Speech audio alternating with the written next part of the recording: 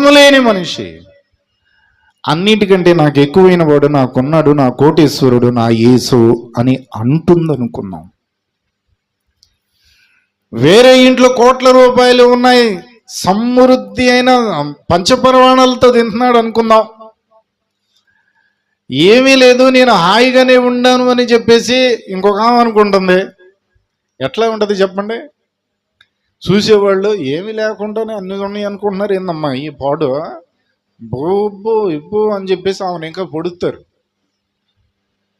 సమృద్ధిగా తింటున్నవాడేమో అన్ని తెచ్చుకున్నాడు కదా, అబ్బా ఏం సంపాదించుకున్నాడు రా నాయన, అందుకే అట్లా ఖర్చు పెట్టుకుంటున్నాడు అని చెప్పేసి వాళ్ళని. దీనికి విరుద్ధంగా ఉంది బైబిల్లో. ఏమని అంటే, మోసము చేత సంపాదించిన ధనము క్షీణించిపోతుంది, కష్టం చేసి కూర్చుకున్నవాడు తన ఆస్తి వృద్ధి చేసుకుంటాడు. శుద్ధి కాదు,